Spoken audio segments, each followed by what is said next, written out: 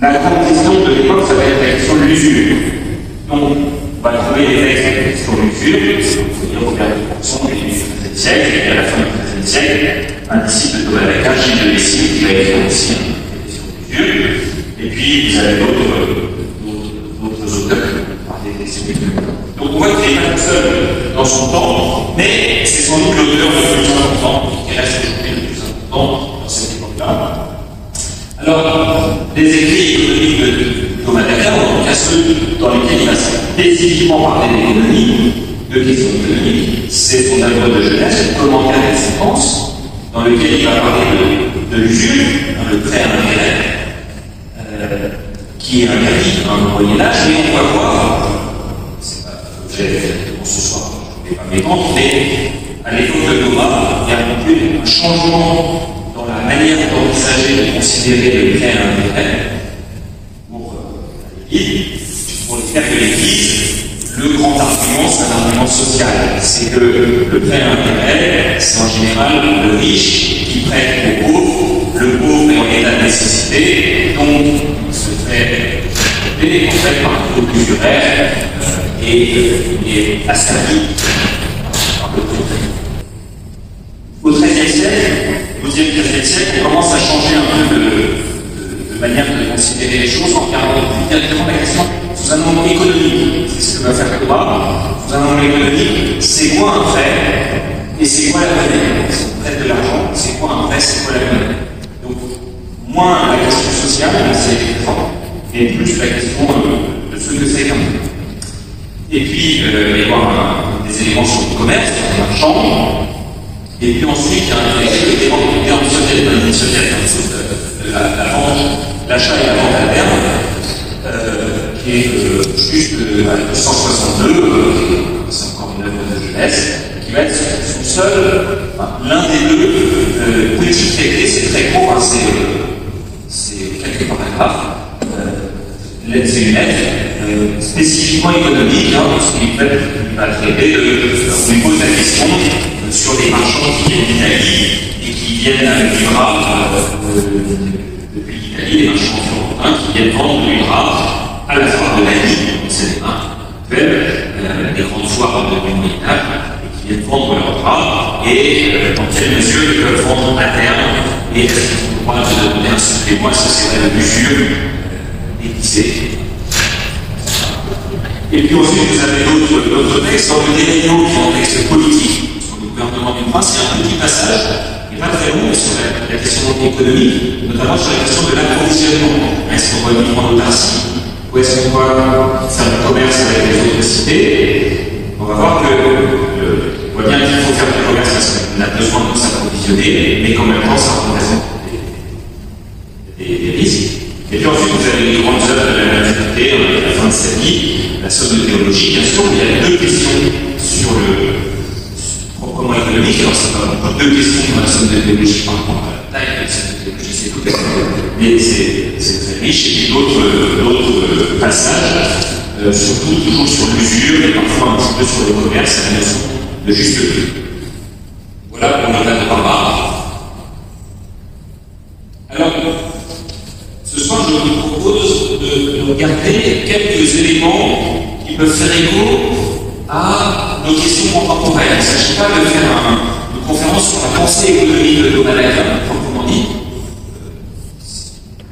économiste, mais de regarder comment les questions que nous pouvons nous poser peuvent être éclairées par sa pensée. Alors, j'en ai aussi des aides, on va essayer de les pallier. Alors, le premier, je trouvais ça intéressant, c'est que dans son premier texte économique, dans le commentaire des sentences, son œuvre d'écriture, où il commence à passer en revue les arguments de ses prédécesseurs, les arguments des autorités, sur l'usure, les arguments utilisés contre le prêt à l'intérêt. Et en fait, il va prendre ses distances avec ces arguments-là, et on voit qu'il sous-entend qu'il y a un risque d'erreur dans la compréhension d'un mécanisme économique. Est-ce qu'on a bien compris ce que c'était que le prêt à l'intérêt, ce que c'était que l'usure? On va voir, je trouve ça intéressant parce qu'il y a deux choses que les économistes ont du mal à conceptualiser, à intégrer formellement, c'est le risque d'erreur de leur modèle. Son père, parfois, les économistes qui peuvent être tout à fait brillants et qui peuvent dire des bêtises, mais sans, on a du mal à intégrer dans les modèles le risque de ce. Le deuxième point, c'est l'activité économique comme un échange volontaire. Madagascar a défini, à un moment, à la fin de sa vie, dans la sociologie, par rassembler les questions économiques et permettre un échange volontaire. On va voir pourquoi c'est important et pourquoi aujourd'hui ça peut nous aider. Ensuite, la question du prix. Thomas va petit à petit accorder davantage d'importance à la notion de prix. Ça va être très utile pour lui comme critère de la justice de l'échange. Quand est-ce qu'un échange est juste? C'est quand il y a un prix qui est juste. On va voir pourquoi c'est important pour nous aujourd'hui. Enfin, ensuite la question de l'information. Vous savez, les économistes ne pas trop la symétrie d'information. Le fait qu'il y a dans un échange, il y en a un qui est une meilleure information que l'autre, ça crée un biais. Mais en fait, pour Thomas, c'est plus subtil et on se posera la question, faut-il tout dire quand on fait du commerce? Il va dire que non. Et puis le prix, alors, question importante aussi. Qu'est-ce qu'on peut répercuter? Un marchand, il a des dépenses, il achète des bras, par exemple, après il va le revendre. Qu'est-ce qu'il peut intégrer comme dépense dans son prix de vente? Et en fait, il ne peut pas tout intégrer. Et on va voir que ça va faire écho à la notion de prudence. Et il va déjà des choses qu'on peut décrire de manière de recevoir le management. C'est notre droit de calculer. C'est notre droit de calculer sa propre dépense. Enfin, ensuite, question importante, il y a le prix, on va dire, on va expliquer ce que c'est qu'un prix, mais un échange qui peut se faire selon d'autres rapports d'échange qu'un prix. Il faut voir que le cadre général de Thomas, c'est celui de l'échange, c'est pas celui du nom. Mais celui de l'échange, c'est pas forcément qu'on va échanger valeur contre valeur. Parfois, on va échanger un peu différemment, et on va voir que ça peut être important pour nous aujourd'hui. Travaillant là-dessus, je pensais à la notion de tarif, les tarifs réglementés de l'électricité, de l'énergie. C'est pas tout à fait un prix, mais en même temps, on paye quelque chose, c'est pas un mot, c'est pas un prix, mais on paye quelque chose qui n'est pas tout à fait un prix. Et puis ensuite, les marchands de SAP, on va voir qu'il y a un rapport d'argent qui est assez ambivalent, et ça peut nous éclairer, je crois, aujourd'hui. Alors, premier point, le risque d'erreur. Le risque d'erreur est peu intégré par les économistes, et pourtant Thomas va le mettre en lumière dans le statut du sujet des important de son époque, qui est mesure, il va balayer les arguments, et les arguments ils sont la nature de la monnaie. Qu'est-ce que c'est que la monnaie? Est-ce que la monnaie, est-ce que si je donne 100 € aujourd'hui, la valeur de ces 100 € aujourd'hui ce sera 110 € demain? Maintenant, la valeur d'une somme aujourd'hui, c'est la valeur de la somme de demain. Et la nature de la monnaie et puis la nature du prêt. Il va s'inspirer de cela dans la tradition du droit romain, un moutou, ce prêt sans intérêt, et il y a d'autres moyens de continuer d'avoir un dédommagement et avoir formellement un intérêt. Qu'est-ce que c'est qu'un prêt? Et Thomas va balayer ces arguments-là. Et ce qui est très intéressant, c'est que dans ce texte, la France et l'histoire. D'abord, on va retrouver cet argument, on va voir le texte après, de manière anonyme et générale. Les auteurs ne sont pas cités. Thomas, quand il s'appuie sur les autorités, on trouve confiance pour dire que la personne indique que le philosophe, la personne dit que là, ensuite, il va donner trois arguments. En général, si on a trois, c'est qu'on n'a pas qu'un. Et Thomas, il est plutôt autonome. Donc, s'il y a un argument décisif, ça lui suffit. Ensuite, j'ai travaillé dessus, il va utiliser le logique de la probabilité, c'est-à-dire l'un des arguments est service probabiliste, assez probable. Assez probable, en l'adaptant en français, ça a la même connotation un peu en assez, ben c'est pas mal, mais c'est pas tout à fait, c'est assez bien, c'est pas très bien, mais c'est mieux de passable. Donc assez, on voit que c'est connoté de manière ambivalente, et probabilité, c'est intéressant parce quand on dit avec nous, on se dit c'est assez probable. Si c'est probable, c'est presque certain. Donc en fait, on raisonne avec une conception de la probabilité qui vient du calcul des probabilités. Et notamment avec Jacques Bernoulli en 1713 avec Nelson Bernoulli, qui dans la quatrième partie, notamment au dessus des questions économiques, va introduire la notion des probabilités en disant les probabilités, c'est probable, c'est un degré de certitude. C'est un degré de certitude. Pour Dora, on n'est pas dans cet univers. On est encore dans l'univers d'Aristote, la philosophie d'Aristote, où en fait il y a deux ordres de connaissances. Il y a ce qui est certain, la connaissance apologique, la connaissance certaine, démonstration impartiale, et ce qui est probable, question d'abord argumentative, donc on peut argumenter, c'est-à-dire que c'est faux, mais c'est pas de l'ordre ça. Ce qui est certain, ce qui est probable n'est pas certain. Et donc, quand on utilise le mot probable, c'est pas ça. Alors, quand on regarde le texte, voilà, ça donne le texte, mais juste les phrases clés, voilà. Tous disent d'une manière générale que nous ayons vu une mesure d'un péché mortel, mais on en donne des raisons différentes. Je vais dire plusieurs raisons. En effet, certains disent que, mais cette raison n'est pas générale. C'est pourquoi l'autre donne une autre raison. Et cette raison paraît assez probable. On peut cependant en donner aussi d'autres raisons. Quand on lit le texte rapidement, vous voyez, il affirme une chose, en fait, quand on creuse un peu, on se rend compte qu'il a trouvé déjà l'idée que c'était nécessaire pour discuter. Et donc, lui, tout au long de sa vie, il va reprendre les mêmes arguments, toujours sur le prêt, sur la monnaie, mais il va toujours les juger. Il ne va jamais utiliser l'un ou l'autre, il va toujours les juger, et de manière quand même assez courante.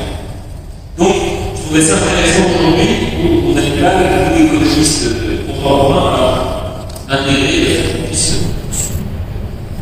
développer, on appelle ça le développement des données statistiques, mais dans le ce que c'est dans la compréhension d'un mécanisme. Je pensais par exemple à l'inflation. Qu'est-ce que c'est que l'inflation? Qu'est-ce que ça représente? Qu'est-ce que ça engage?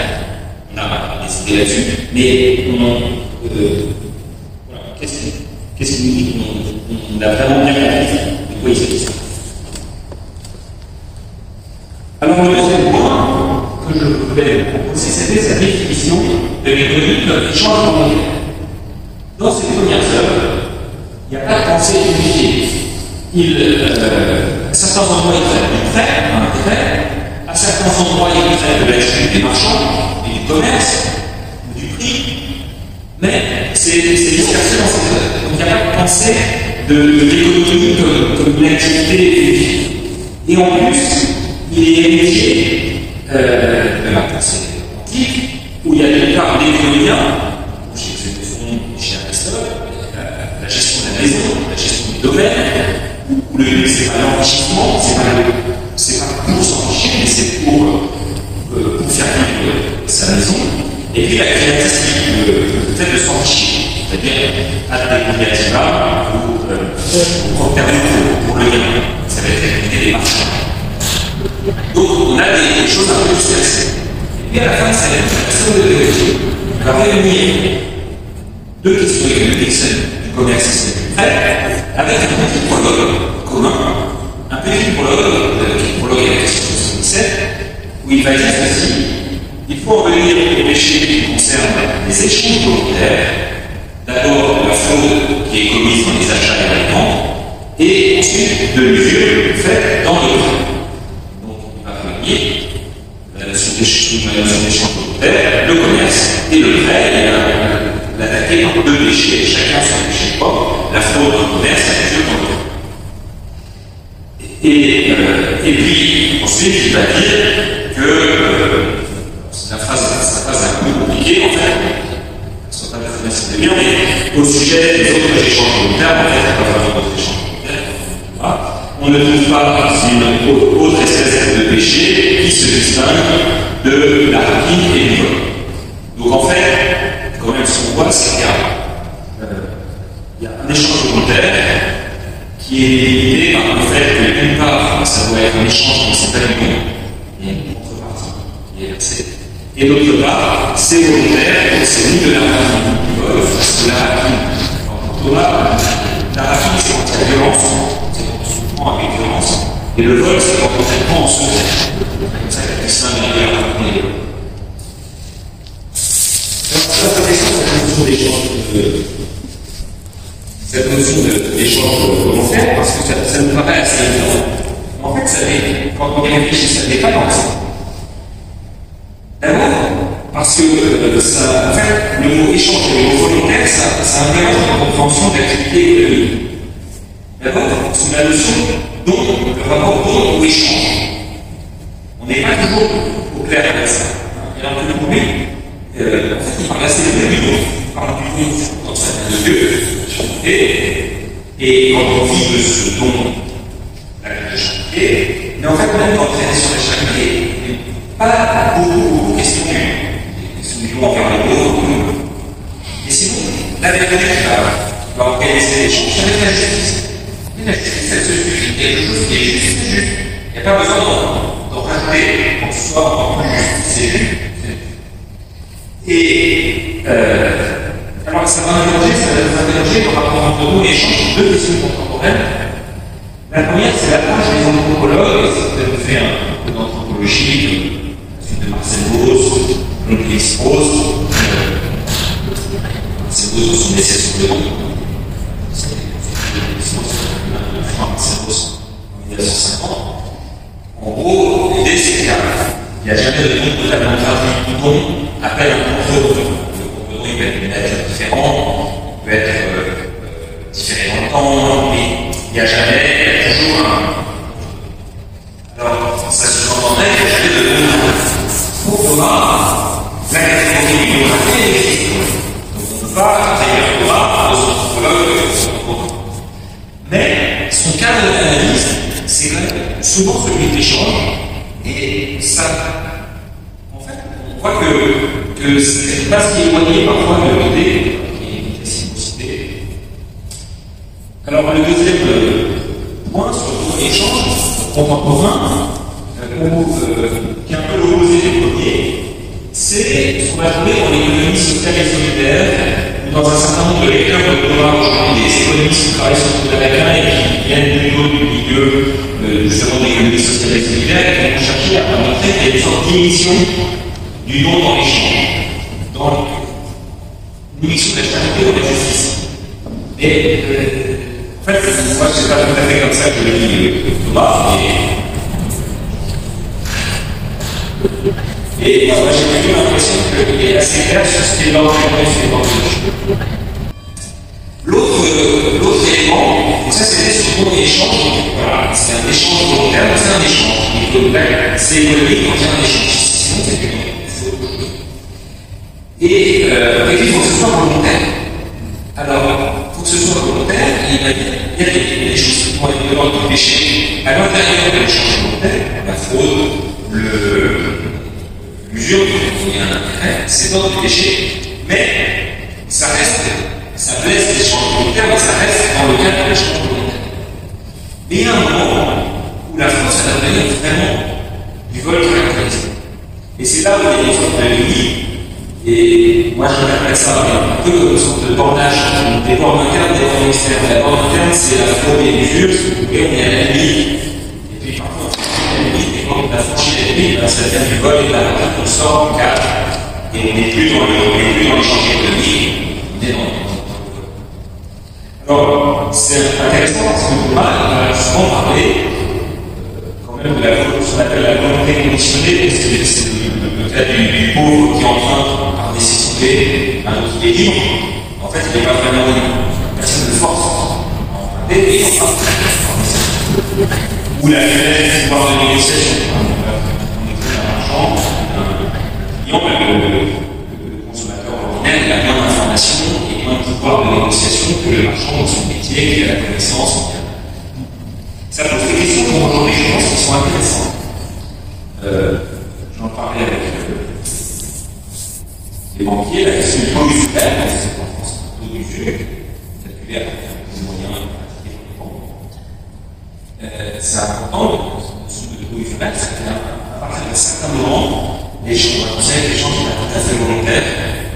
La vente forcée, on connaît tous cette situation-là, notamment d'un certain âge, voilà, le monde de se faire avoir des marcheurs qui viennent les vendre trouver n'importe quoi, et voilà, elle n'a plus forcément les capacités de maîtriser, une sorte de. Ça, c'est cette confrontation aux situations. Ça donne des questions économiques, je pense qu'aujourd'hui, est-ce que la vente forcée, c'est vraiment du commerce? Ou est-ce que c'est du vol? Dans quelle mesure s'engage la liberté et la volonté? Alors maintenant, pour continuer ce petit parcours, la question du prix. La question du prix, avec cette idée quand même fondamentale, et vous avez dit explicitement et qui fait comme un filigrane en fait, tout au long de ces textes, c'est que l'intention demeure cachée. L'intention de l'agent, du acheteur, du vendeur, etc., demeure cachée. On n'a jamais accès à l'intention du vendeur ou de l'acheteur. Alors bien sûr, Thomas, ce qui nous réalise, ce qui m'intéresse, c'est le salut. Ça, c'est en situation de péché. Le problème, c'est qu'il ne peut pas savoir ce qui se passe dans sa tête. Et donc, il va chercher un critère objectif de la justice de l'échange. Il va chercher à voir est-ce que l'échange est juste. Il ne peut pas se baser sur l'intention de la personne qui se connecte.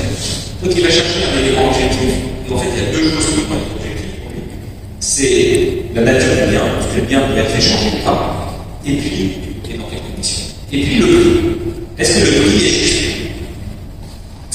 Et donc, petit à petit, dans ses œuvres, Thomas va utiliser le prix. Et pour lui, j'en profite pour donner ici la définition, on va retenir la notion de prix, c'est ce qu'il dit quand on parle de la justice commutative, donc la justice en échange, il va dire qu'on considère principalement l'égalité des choses échangées. Et le prix comme un rapport d'égalité, un rapport d'échange, un rapport d'égalité de valeur à valeur. On va voir dans un instant que dans ces échanges, on se faire sur d'autres critères. Et le critère principal, c'est le rapport d'égal à valeur, j'achète un kilo de pommes pour 4 €, et bien 4 €, ça vaut un kilo de pommes, et un kilo de pommes, ça vaut 4 €, une équivalence de valeur. Et alors ça pose des questions contemporaines, par exemple, la lisibilité du prix.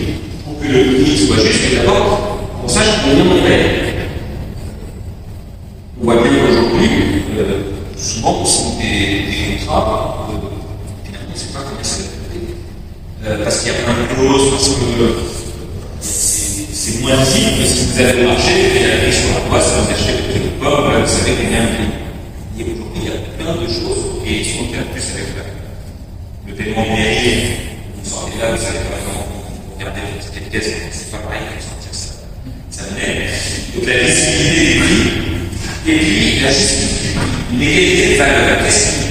Qu'est-ce qui détermine, c'est la grande question des économistes, qu'est-ce qui détermine la valeur d'un bien? L'égalité de valeur, pourquoi est-ce que c'est l'égalité de valeur? Est-ce que c'est parce que c'est le marché? On est d'accord sur le fait que 4 € et un kilo de pommes, c'est équivalent. Ou est-ce qu'il y a quelque chose d'autre qui le détermine? C'est intéressant. Non,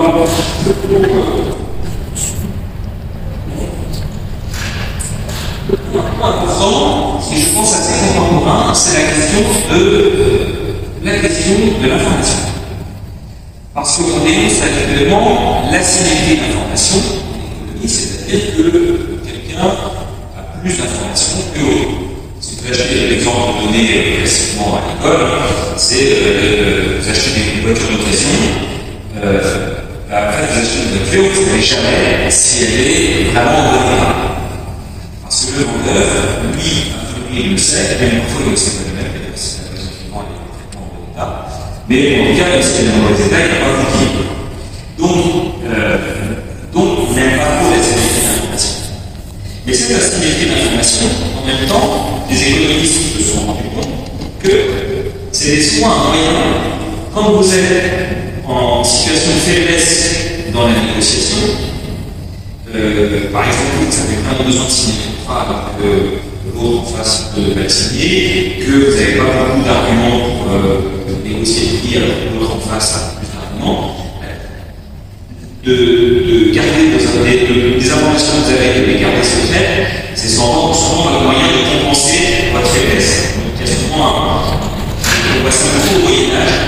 fait que la symétrie d'information va compenser le faible pouvoir de négociation. Et pour Thomas, on va trouver cette situation-là où la justice face parfois à le fait de ne pas trop mentir.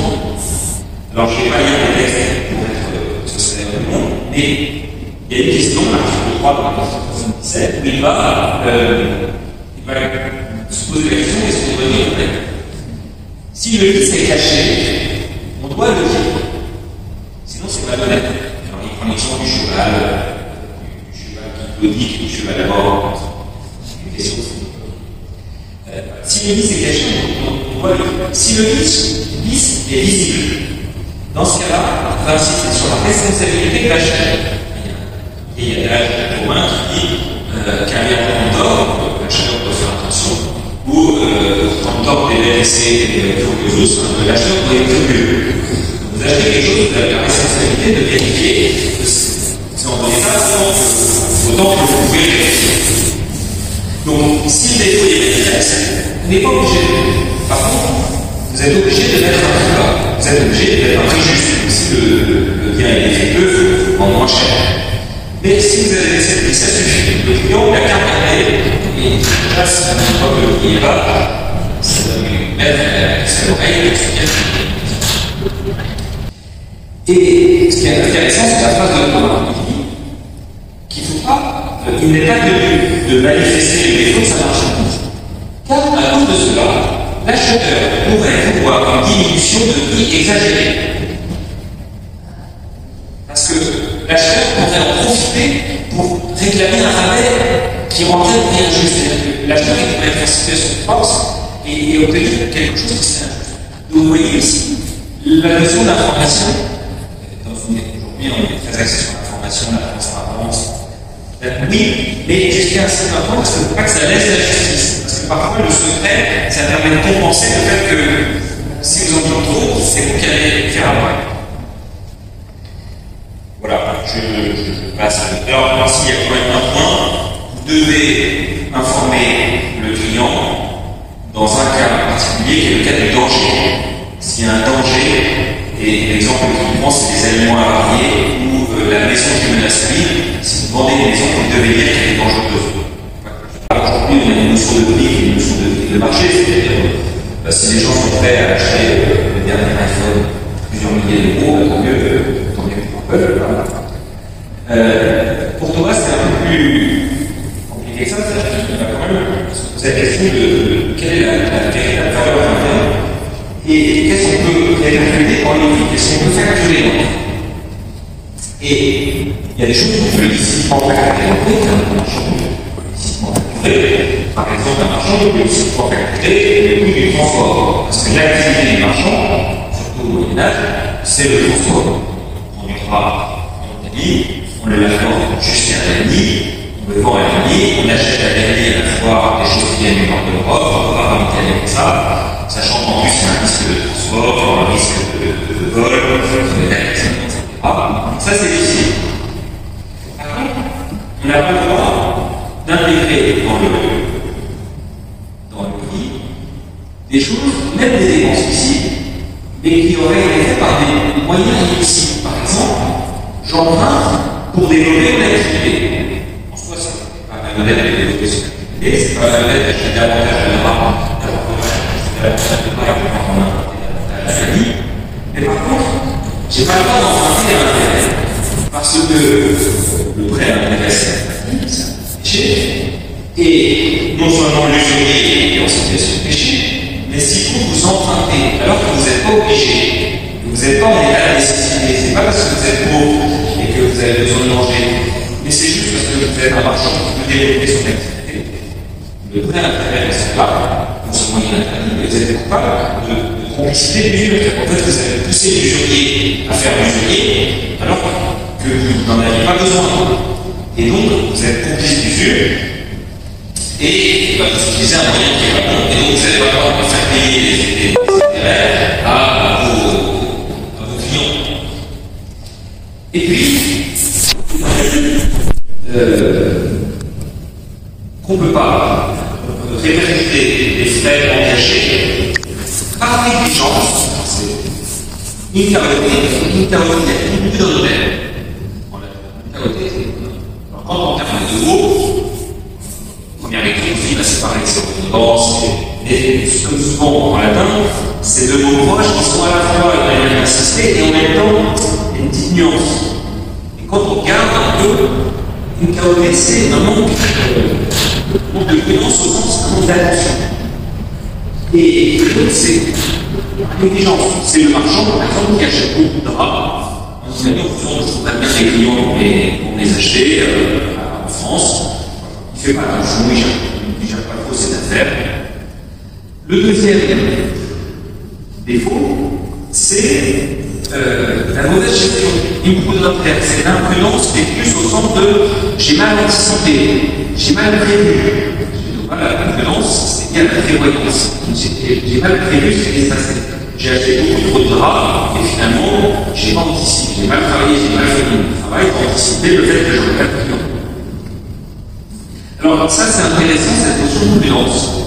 Parce qu'on va trouver à peu près les mêmes définitions de la prudence. La prudence, c'est la croissance d'un risque de perte.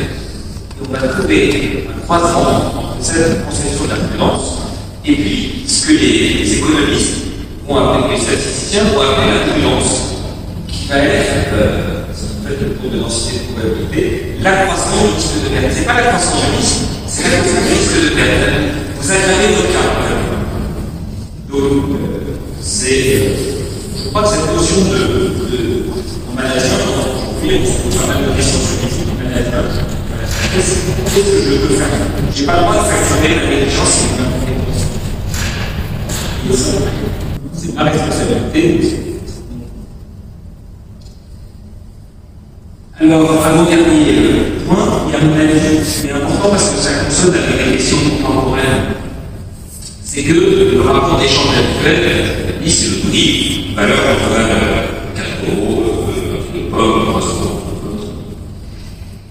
Mais certains prix au service commandent d'autres rapports d'échange. C'est pas un don, ça va être un échange, mais pas de valeur à valeur. Alors que nous avons d'autres critères. Et souvent, on va tenir compte d'autres critères parce que valeur à valeur se fait tout élevé. J'ai travaillé un petit peu sur la question de la symbolique, la question des honoraires de personnes. Chez Thomas, il y a des choses qui sont très intéressantes, qui sont des services presque repris dans le code de droit économique aujourd'hui. Et en fait, il y a bien la notion de verser quelque chose, mais on va voir dans un instant, le texte dit, c'est pas le prix de la messe, c'est pas le prix de la messe, c'est une indemnité de subsistance. C'est ce qui va permettre de reproduire l'opération, de continuer. Ça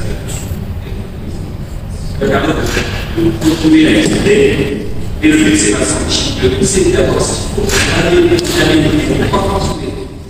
Comme un médecin qui part dans une association humanitaire du monde, va toucher une indemnité, mais c'est pas s'enrichir, sinon il serait médecin ailleurs. Voilà.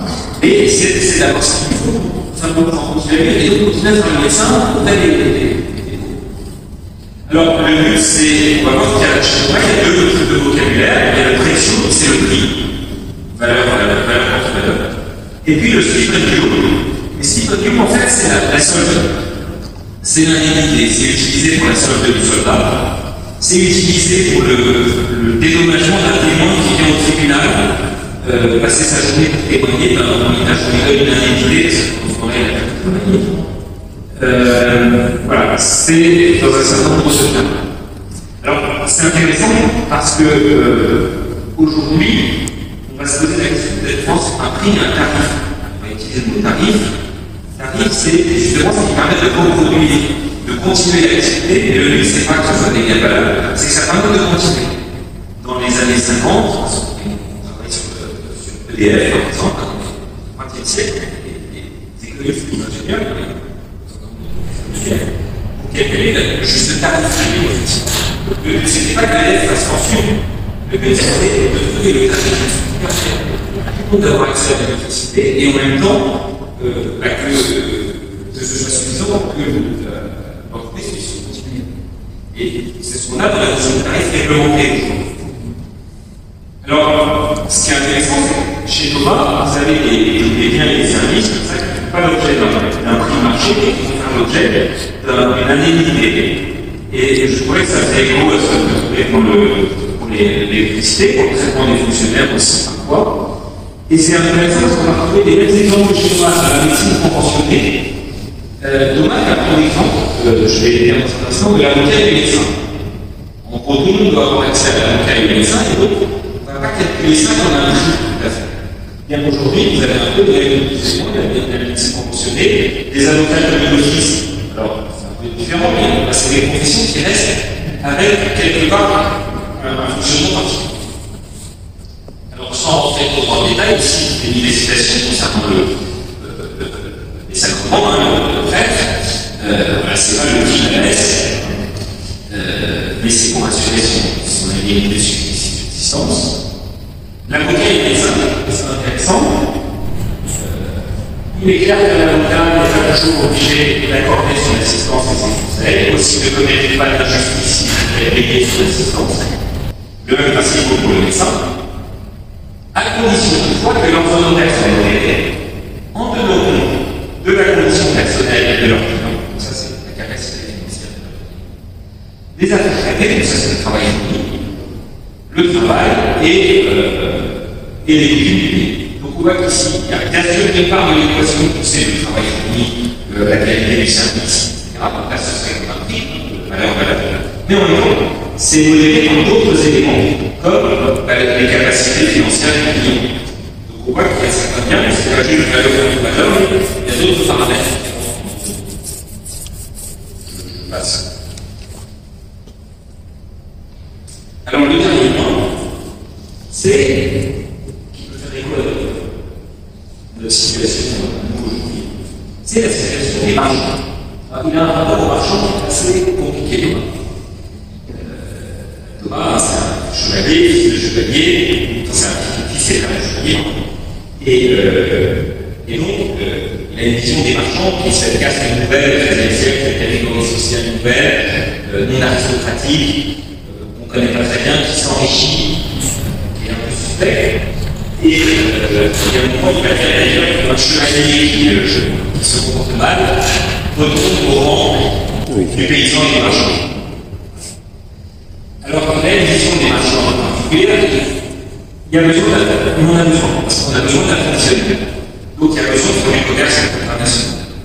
Mais, l'idéal, c'est quand même la production locale, parce que le commerce international, il y a un risque de transport, notamment avec les guerres et les difficultés diverses du chemin.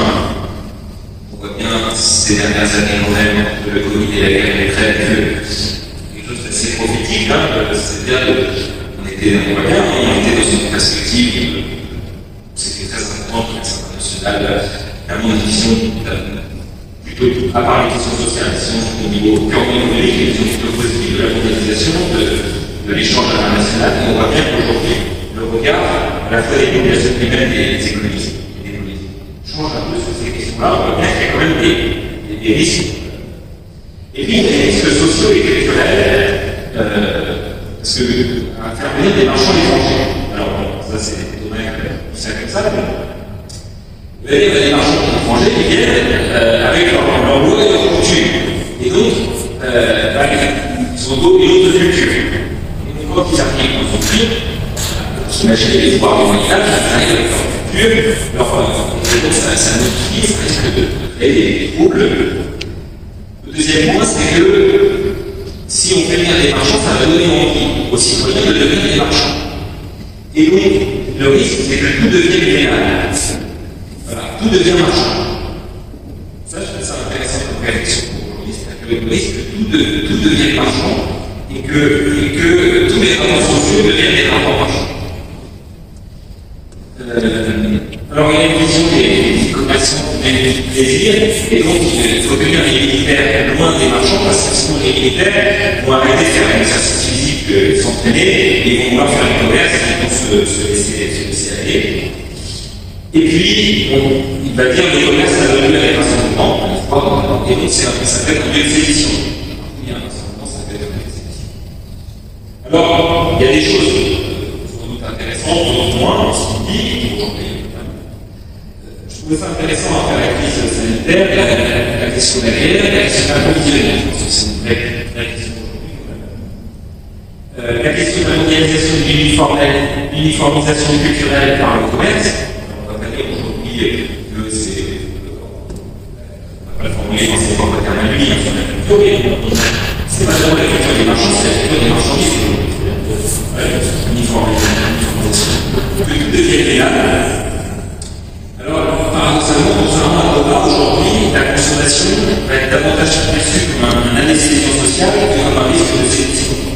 La façon commerciale, c'est pas un lieu de sélection.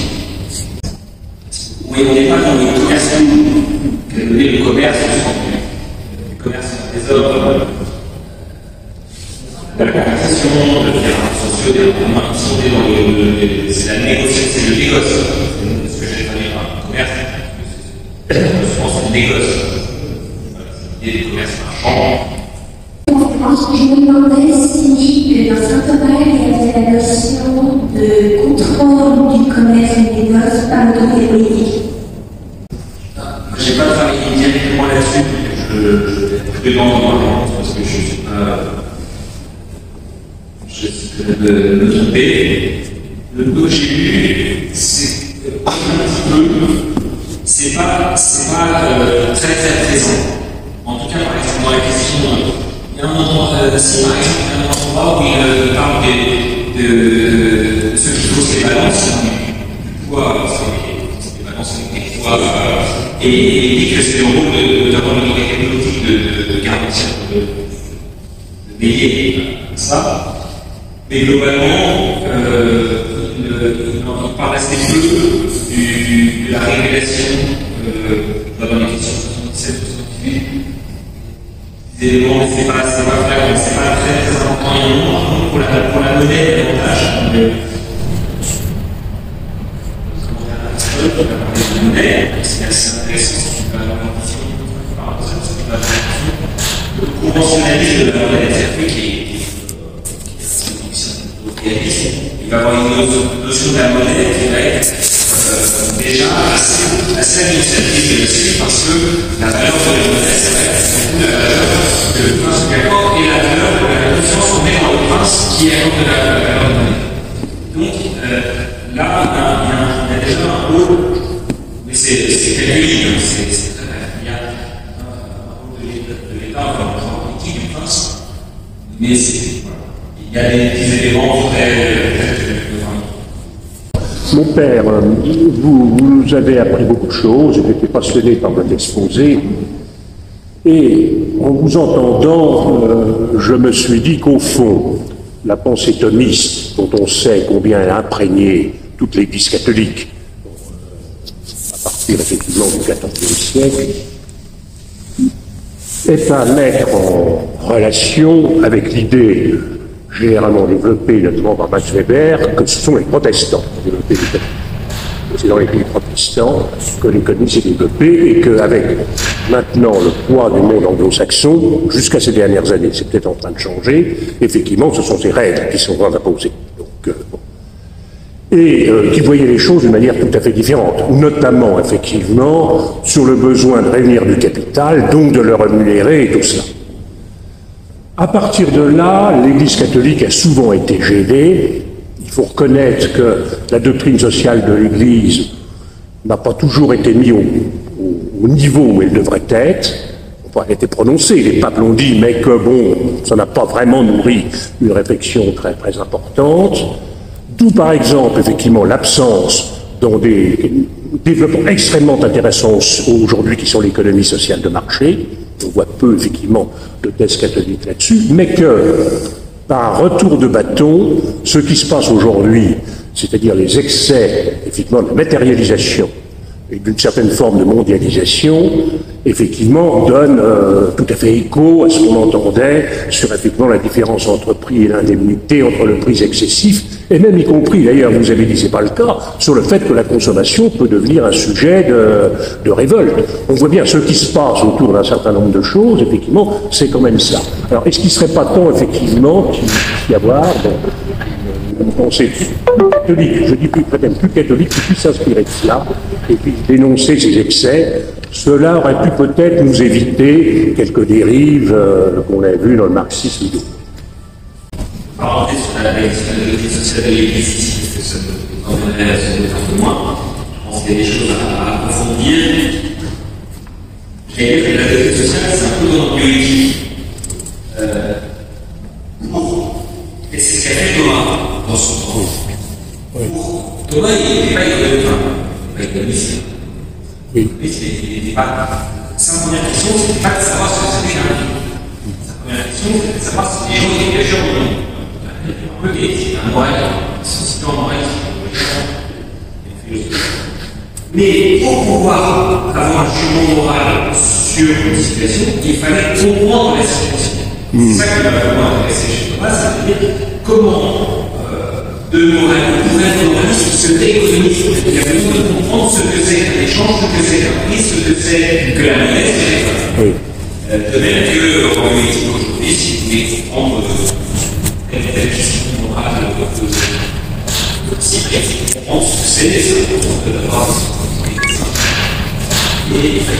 Et je pense qu'en doctrine sociale de l'Église, sur Sainte-Thérèse, à mon avis, en doctrine sociale de l'Église aujourd'hui, il manque des économistes.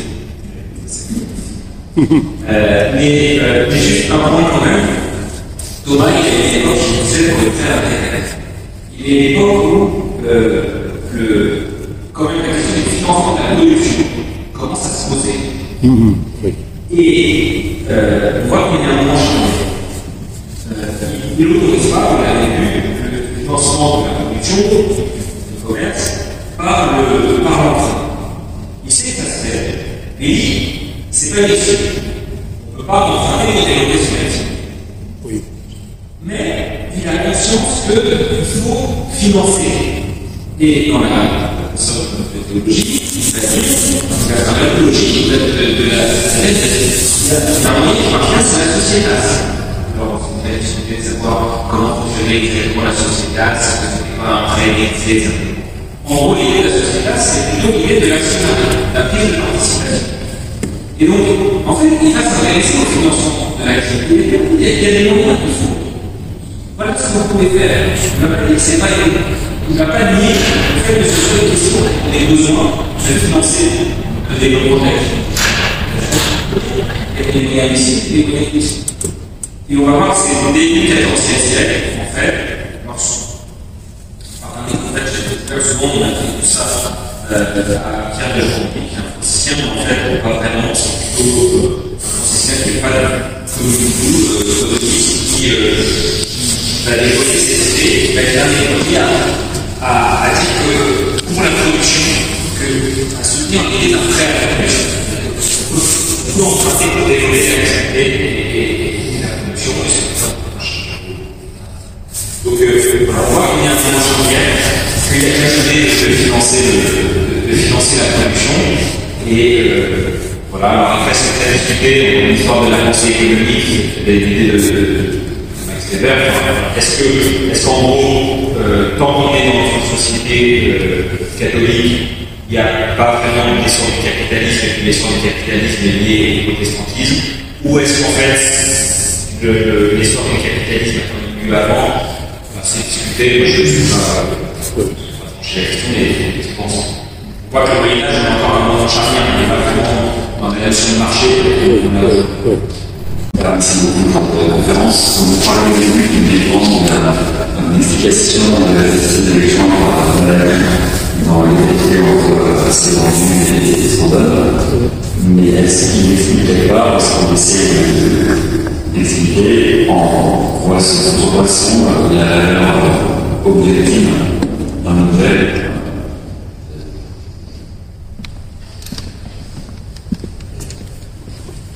Alors, ouais, c'est un peu. C'est comme pour lui, c'est évident que tout le monde savait ce que c'était que le juste prix. Le juste prix, nous, on dit qu'est-ce que c'est que le prix juste. Et si on a l'impression qu'en fait, tout le monde voit que le prix est juste ou pas juste. Alors, en fait, c'est un peu piège, c'est que pour nous, aujourd'hui, on a un peu deux manières de voir. D'ailleurs, c'est comme ça que Thomas a été vu, deux manières de comprendre la notion de valeur.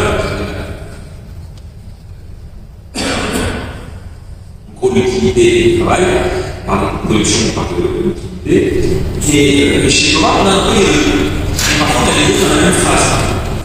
Donc, ce qui fait que, ce qui est assez amusant, Thomas, au début du XXe siècle, il a été utilisé par des économistes marxistes qui disent finalement Thomas, Marx, c'est le dernier scolastique, et Marx, c'est le dernier scolastique, et sous-entend Thomas, c'est le marxiste. On voit qu'il y a quelque chose qui voit, parce qu'il y a un endroit chez Thomas, effectivement, la valeur qu'on vient, c'est lié au coût de production.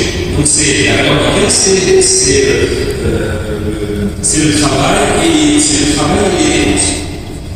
Le travail et les dépenses, ça va faire la valeur du temps. Et puis, dans les années 50, au contraire, Thomas va être plutôt utilisé par des libéraux qui vont au contraire essayer de dire non, en fait, c'est pas du prix de marché, et si c'est le prix sur le marché, le juste prix, c'est le prix sur le marché. Donc en fait, c'est le marché qui fait le prix, et ce prix est juste. C'est une manière de tordre un peu le texte de Thomas. Mais effectivement, c'est le prix qu'on va trouver dans certains cas, c'est le prix qu'on trouve sur le marché. Et ça ne veut pas forcément dire que c'est le prix de marché au sens où les économistes entendent aujourd'hui. Surtout là, on va passer. Et là, j'ai demandé le prix sur le marché. Et puis le prix par les production. Et en fait, la vie, là où c'est intéressant, c'est que depuis les années 60-70, les économistes qui lisent Thomas vont prendre un peu de recul et sortir de ce débat-là. En gros, en disant, on va tirer à chaque fois entre les deux, et puis, et c'est pas dramatique. Et puis, ce qui est surtout important, c'est le Thomas, la justice de calcul, et donc, c'est un prix de justice. La manière dont on calcule, c'est pas un prix de justice, mais c'est un prix conforme à la justice. Et donc, il y a quelque chose de qui n'existe pas. Alors, ça fait bondir les économistes qui ont dit que le prix qui existe à l'échange, il y a l'échange, et quand même cette idée qu'en fait, le prix des données, la justice du prix, elle vient d'ailleurs. Et la justice du prix, elle va se manifester sur le marché, elle va se manifester dans l'échange, mais ce n'est pas l'échange qui fait la justice. Et c'est en fait, nous, on comprend, alors, je me suis rendu compte en discutant, c'est quand même assez là-dessus. Et en fait, je me suis dit, en fait, c'est des postes anciens. En fait, la richesse des nations de la Suisse, c'est 1767, 1767, la dissertation de Kant, c'est 1770. On est des. Voilà, il y a un fait, une chose existe, on voit le phénomène. Thomas, il est quand même cette là il est dans un texte où on a vu la justice, c'est les premières sur par rapport à la chance, par rapport au prix. Donc, la manière de calculer le prix, ça va être un révélateur de la justice. Et c'est pas ça qui fait la justice. Il y a quelque chose à creuser là-dessus, mais qui permet de prendre un peu de recul sur de savoir si c'est le marché, si c'est les productions. Alors, il y a un économiste dans les années 65, qui a essayé de faire un mix en disant en fait chez Thomas, c'est le prix de production, c'est le prix de marché qui tourne autour des prix de production. On essaie de joindre un peu les deux. Alors, oui, est-ce qu'on trouve je ne suis pas du tout, vraiment pas spécialiste de cet aspect-là de Thomas, il y en a sans doute beaucoup plus. Mais effectivement, il y a dans les questions que j'ai pu étudier, probablement sur la question économique, il y a tel ou tel endroit où il y a quand même cette idée du bien commun qui est présente. Et dans la doctrine sociale de l'économie, ça se développe beaucoup. Et sachant que chez Thomas, il y a une vision économique qui est, sur la plupart des sujets, qui est quand même une vision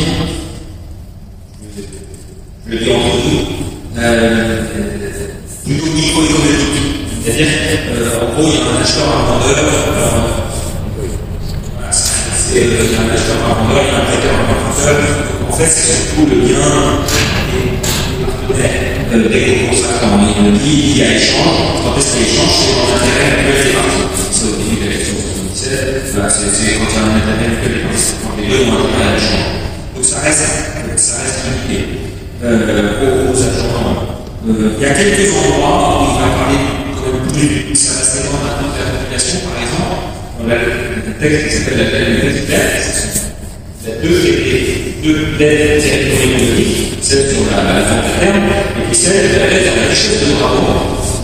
Parce que la richesse de nos travaux va donner ce qu'on a faire de l'impôt privé sur les biens d'usure. Le fait de prêter l'impôt auprès des usuriers, comme les usuriers aiment l'argent, ils prêtent ce bien, mais elle prélève l'impôt sur l'argent qui est sur l'argent stable. Donc qu'est-ce qu'elle va pouvoir en faire? Et il va répondre. Voilà. Et donc là, cette idée que cet argent, c'est de rendre aux gens qui ont emprunté avec des milliers d'intérêts, mais si on ne peut pas, en fait, il faut l'utiliser pour faire des bonnes œuvres. Et donc, il y a l'idée quand même de faire des redistributions, quelque chose de liécis, de redistribution, là. Voilà. Mais sinon, je suis dans un environnement économique, les échanges économiques, je suis bientôt la fleur, je pense qu'elle est plus présente dans d'autres aspects des vacances de demain. Il y avait une question sur le point numéro 3, qui rejoint la question que vous avez posée tout à l'heure. Si j'ai bien compris, en fait, le samedi de Saint-Jean-Dakar, si j'ai bien compris, aussi dans un monde dans lequel les prix sont le plus reflètent en réalité non pas tant la manière dont fonctionne de la solidarité. Il disait dans ce point numéro 3 que selon lui, il était à celui de la justice. Et vous opposez celui-là à celui du don que l'on trouvait dans le système qui n'avait pas d'échange. Et vous avez évoqué que les économistes croient qu'aujourd'hui, essayer de réintroduire cette dimension du don dans le système de l'échange. Et la question que je me posais était de savoir justement, puisqu'aujourd'hui nous vivons dans un monde, me semble-t-il, dans lequel les prix sont déterminés par la valeur d'usage, par l'activité des agents. Est-ce que c'est pas pertinent de réintroduire les prix, sachant que la justice comme le fait de vendre chacun ce qu'il doit faire est bien plus adapté à un monde dans lequel les prix sont, en tout cas la valeur est déjà déterminée avant l'achat. La question n'est pas très claire, mais votre réponse. Merci. Merci beaucoup pour la question. C'est une question un peu sensible et puis un peu, je ne sais pas la réponse vraiment définitive. C'est de réfléchir à cette question-là. Il y a deux choses en fait qui m'ont aidé à réfléchir. C'est d'une part l'importance qu'on accorde à la vertu de justice. Et que la vertu de justice, c'est pas une sourde, c'est pas un pis-aller. Quelque chose qui est juste, c'est déjà beaucoup. Ça se tient. Donc il n'y a pas besoin d'en rajouter. Et puis, l'autre notion qui m'a fait dire, c'est qu'il envisage le don et ailleurs. D'ailleurs, la charité et la justice, c'est pas mélangé. Et le don, c'est pas mélangé. Un endroit dans la et on a l'impression qu'on parle un peu du don. En fait, c'est plutôt une autre manière de calculer le rapport d'échange, parce que je l'expliquais tout à l'heure, en tenant compte de la capacité de l'acheteur, etc., que du don. Alors, je pense que, pourquoi pas, je n'ai rien contre le don, mais je pense qu'il ne faut pas sous-estimer. Enfin, le risque, c'est de pouvoir mettre du don de la charité parce que la justice ne serait pas suffisamment juste. Si c'est juste, c'est juste. Et donc, je pense qu'on peut envisager le don Mais dans ce cas, donner, c'est donner, échanger, c'est échanger. Voilà, c'est deux choses un peu différentes. On voit bien que l'espèce de mélange des gens, c'est toujours un peu subtil. Justement, le mélange des gens, c'est celui dans lequel nous vivons, puisque aujourd'hui, sont l'objet de l'échange, donc de la première catégorie d'échange économique, des biens, des services, des grandeurs qui ne relevaient pas de cet échange comme le travail, par exemple. Et dans le domaine du travail, on voit bien que précisément, nous sommes plutôt dans le domaine où nous avons beaucoup de mal à appliquer un système de fonctionnement.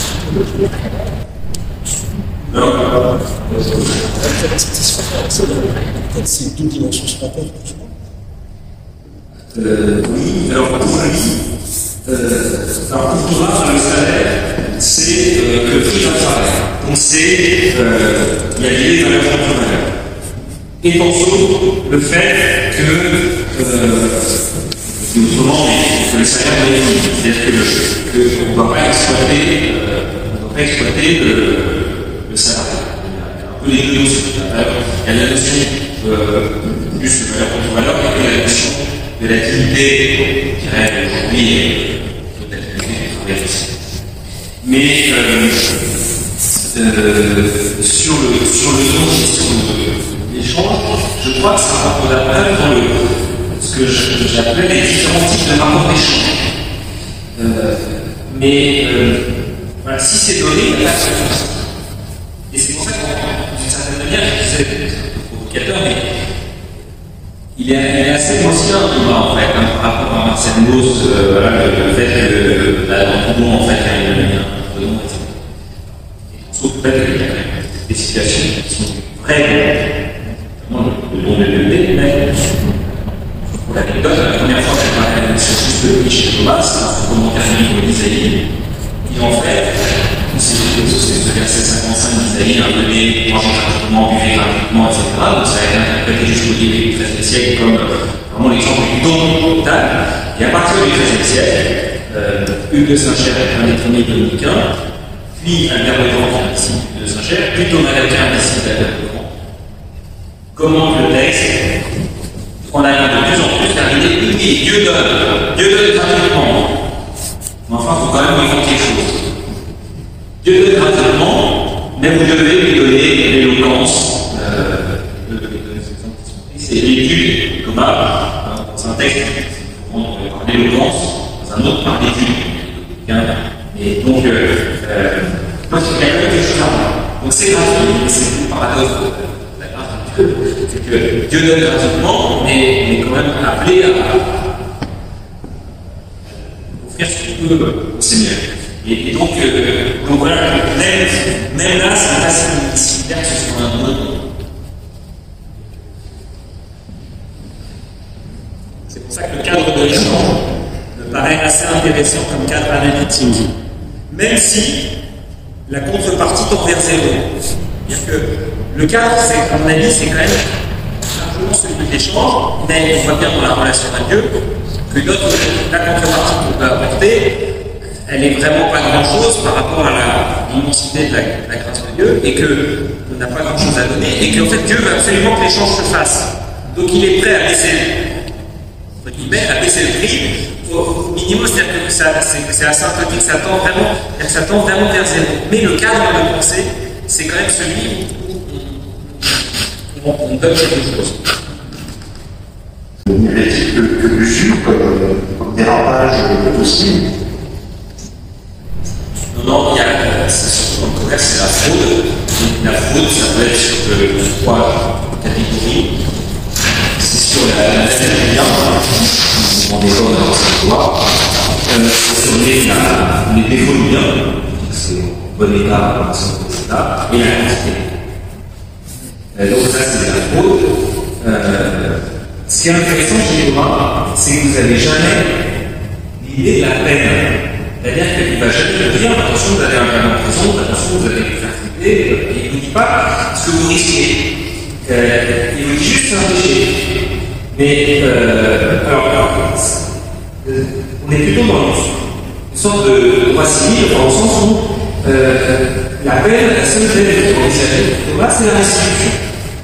C'est de rendre, il y a un certain nombre de cas, vous avez l'obligation de rendre. Vous avez l'obligation de rendre, mais il ne dit pas qu'on va vous forcer, il n'y a rien. Il n'est pas là-dessus, il ne se positionne pas en fait en canoniste, il est même et encore moins en juriste droit pénal, il se positionne vraiment en théologien, et voilà, c'est sûr pour la restitution. Alors, sur la fraude, juste un autre élément, au Moyen-Âge, il y a un peu de jeu sur la question du prix.